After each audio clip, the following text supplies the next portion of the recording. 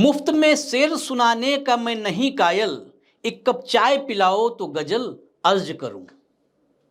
नमस्कार, मैं हूं आशीष चित्रांशी और आप देख रहे हैं द न्यूज लॉन्चर। एक कप चाय पिलाओ तो गजल अर्ज करूं, यानी शेर भी नहीं सुनाऊंगा, गजल भी नहीं सुनाऊंगा जब तक चाय नहीं आएगी। पूरे उत्तर प्रदेश में ऐसा ही चल रहा है और सदन में यह शेर किसी और ने नहीं, वित्त मंत्री सुरेश खन्ना ने सुनाया। खन्ना साहब ने जब ये शेर सुनाया तो उत्तर प्रदेश की असली तस्वीर सामने रख दी कि बिना कुछ दिए कुछ मिलने वाला नहीं है। चाहे वो बलिया का लूट हो, रातों रात पूरी रात चलने वाली लूट हो, बनारस की लूट हो, सीतापुर की लूट हो, पुलिसिया लूट। खैर, चर्चा पुलिसिया लूट पर आगे करेंगे। इस पुलिसिया लूट, उत्तर प्रदेश में बेरोजगारी, पिछड़ों के साथ अन्याय के आरोप और इस सब आरोप के बीच मोदी बनाम योगी, शाह बनाम योगी, केशव बनाम योगी, ब्रजेश पाठक बनाम योगी, ये चर्चाएं। दिल्ली में बैठक हुई मुख्यमंत्रियों की। उस बैठक में सब इकट्ठा हो गए थे। वहां योगी भी थे, केशव भी थे, ब्रजेश पाठक भी थे।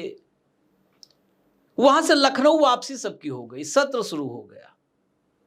तमाम जगहों पर यह चर्चा सुबह से हमने देखी कि अब सब कुछ ठीक हो चुका है, लेकिन कितना ठीक हुआ है उसकी झलक कुछ ही देर में मिल गई। सुबह से दोपहर होते होते सामने आ गया कि कुछ भी ठीक नहीं है।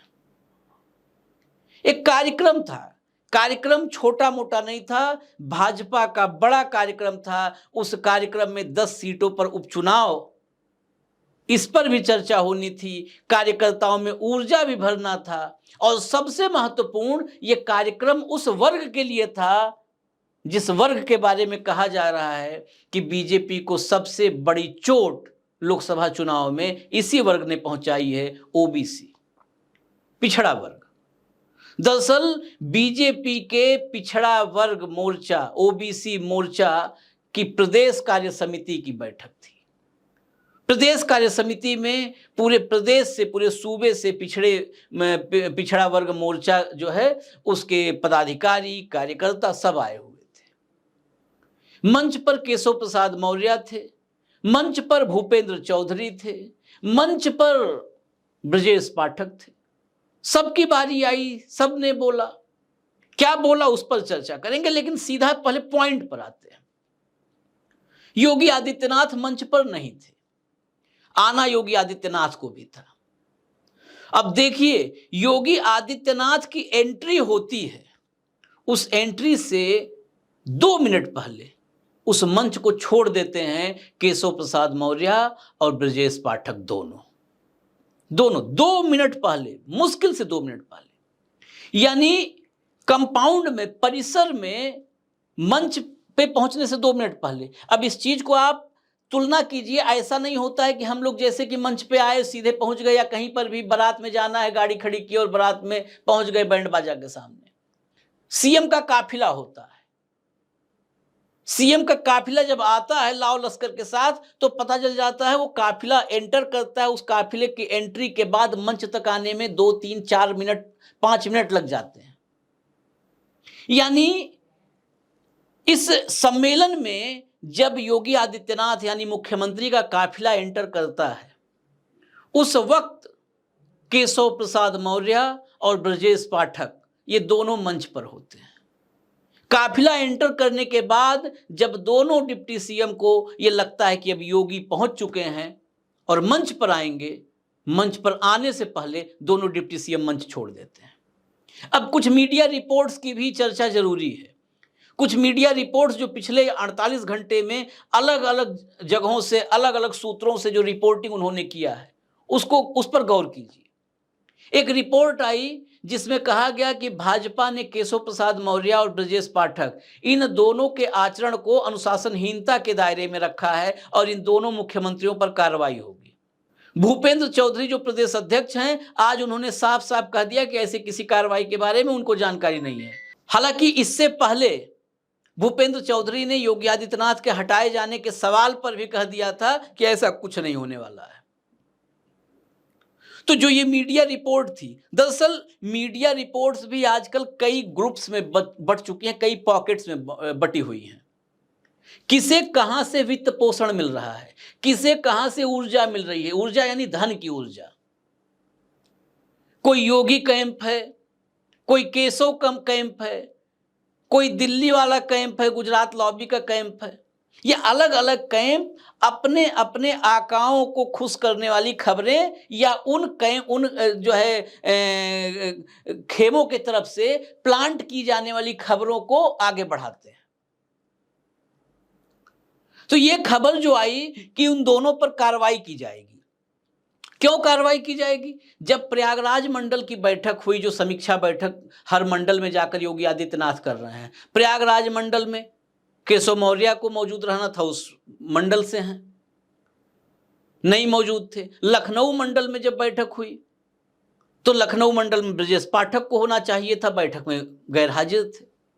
मान लिया मीडिया रिपोर्ट में जो बताया गया कि दोनों डिप्टी सीएम ने जो किया उनका आचरण अनुशासनहीनता के दायरे में था, तो फिर दिल्ली में जब बैठक हो गई, बैठक के बाद सब वापस चले गए और पार्टी का टॉप लीडरशिप वो अगर अनुशासनहीनता इसे मानता है तो यहां से लौटने के बाद ब्रजेश पाठक या केशव मौर्य, इन दोनों को दोबारा उस अनुशासनहीनता की गुस्ताखी कतई नहीं करनी चाहिए थी। यह मुमकिन ही नहीं था कि केशव और ब्रजेश दोनों को पता चल जाए कि पार्टी आला कमान ने हमारे आचरण को अनुशासनहीनता माना है और उसको रिपीट करें। ऐसा संभव ही नहीं है, ये दुस्साहस करें। लेकिन आज फिर जब पिछड़ा वर्ग सम्मेलन के मंच पर योगी आदित्यनाथ की एंट्री होनी थी, एंट्री होने से कुछ सेकंड पहले, मतलब 2 मिनट यानी 80, 90, 100 सेकंड, उतना ही पहले मंच छोड़ दिए। तो क्या यह साफ नहीं हो जाता है कि जो मीडिया रिपोर्टिंग थी वो फर्जी थी, प्लांटेड थी? किसी तरह का अनुशासनहीनता भाजपा के आला कमान ने नहीं माना है, चाहे वो केशव मौर्य की एक्टिविटी हो पॉलिटिकल या ब्रजेश पाठक की पॉलिटिकल एक्टिविटी हो। और अब भी वो बदस्तूर उस पूरे क्रम को आगे बढ़ा रहे हैं, योगी आदित्यनाथ के खिलाफ उस मिशन को, अभियान को, नाराजगी को, चुनौती को, जो भी कहें, बगावत को, झगड़े को, लड़ाई को, जंग को और आगे बढ़ा रहे हैं। यह साफ साफ दिख रहा है। 10 सीटों पर उपचुनाव, जो पिछड़ा वोट बैंक काफी हद तक अभी भी भाजपा के पास है, लेकिन काफी हद तक जो डेंट पहुंचाया, चाहे वो कुर्मी मतदाता, गैर यादव पिछड़े, कुल गैर यादव पिछड़े, जो इंडिया अलायंस की तरफ, भाजपा से कट करके इंडिया अलायंस की तरफ गए, 8% की गिरावट हुई है, करीब करीब 8% मत 2019 के मुकाबले भाजपा को इस बार कम मिले हैं। ये 8% मतों में बड़ा हिस्सा गैर यादव ओबीसी और गैर जाटव दलित का है। उस सम्मेलन में केशव मौर्य, योगी की उपस्थिति दर्ज हो इससे पहले छोड़ देते हैं मंच। और जब मंच पे होते हैं तो मैंने कहा था भाषण में क्या बोला वो भी गौर करने वाला है। मंच पर थे तो फिर एक बार उन्होंने सरकार को नीचा किया।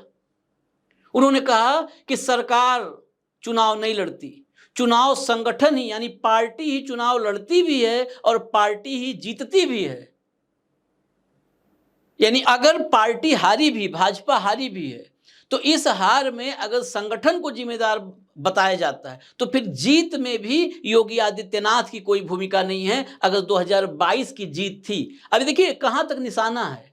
2022 की जीत, जिस जीत को योगी आदित्यनाथ की जीत, योगी आदित्यनाथ के गवर्नेंस की जीत, योगी मॉडल की जीत के रूप में बताया गया, उस जीत तक की निशाना जा रहा है। यानी सीधी सी बात है, अगर पार्टी ही लड़ती है और पार्टी ही जीतती है तो फिर 22 के चुनाव में योगी आदित्यनाथ को क्रेडिट देने का कोई मतलब नहीं है। योगी का क्रेडिट जीरो, स्कोर 0।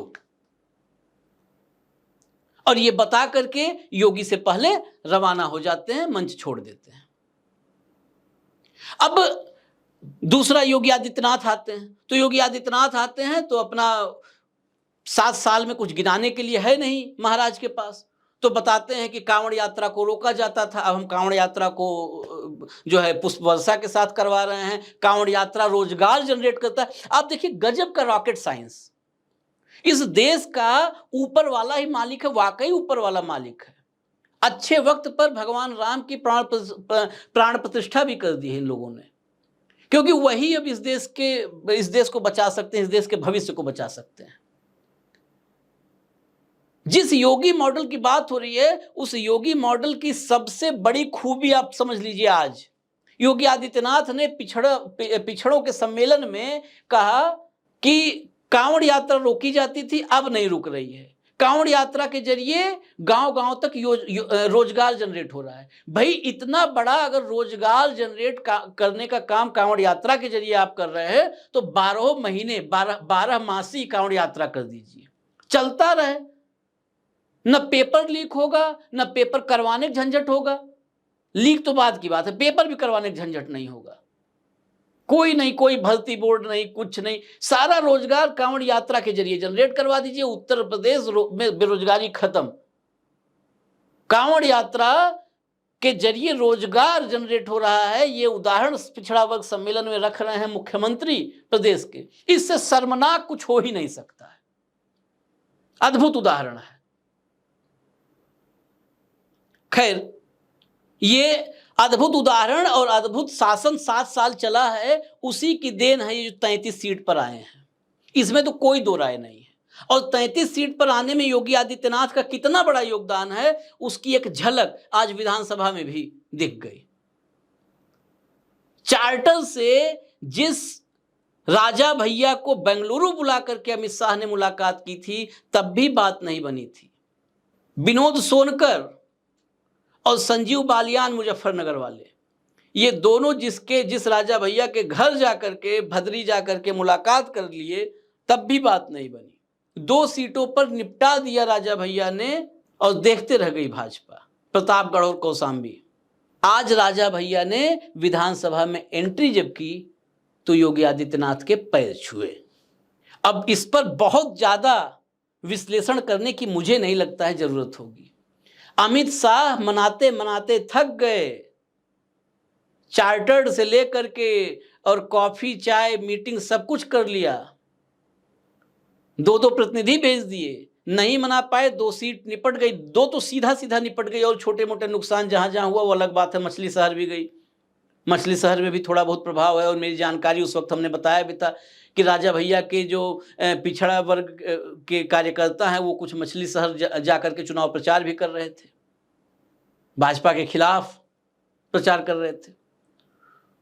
तो राजा भैया जिन्होंने अमित शाह और मोदी इनको चोट पहुंचाई, योगी आदित्यनाथ के पांव छुए उन्होंने।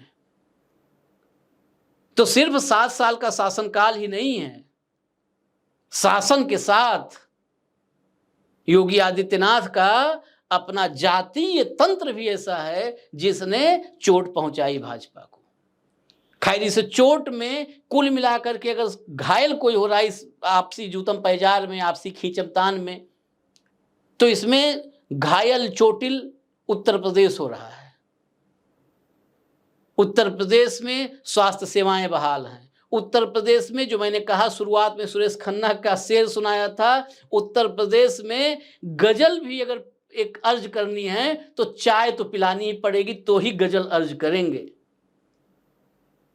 लेकिन इस सबसे बेपरवाह, आंख बंद करके, बाजार में कहावत है उत्तर प्रदेश में कि बाजार में आंख बंद करके खड़ा हुआ व्यक्ति ये सोचता है कि मुझे कोई नहीं देख रहा है, जबकि हकीकत उलट होती है। पूरा बाजार उसको देख रहा होता है, वही किसी को नहीं देख रहा होता है। उसी तरह आम जनता उत्तर प्रदेश कितना भी कराह रहा हो, कितने भी पीड़ा में हो, कितनी भी दुर्दशा हो, भ्रष्टाचार हो, अत्याचार हो, शोषण हो, लेकिन सरकार के मुखिया आत्ममुग्धता में खुद भी डूबे हुए हैं और आत्ममुग्धता ही बेच भी रहे हैं कि सब कुछ अच्छा है, ऑल इज वेल, रामराज चल रहा है। और इसी रामराज सच्चा है या झूठा है, प्रदेश में दमन, उत्पीड़न, पिछड़ों और दलितों की अनदेखी है, या योगी आदित्यनाथ का सबका साथ सबका विकास है। इसी के बीच पेंडुलम बना उत्तर प्रदेश का सियासत लटक रहा है, झूल रहा है, कभी केशव मौर्य की तरफ, कभी योगी आदित्यनाथ की तरफ। दिल्ली से भी संकेत हो गए हैं।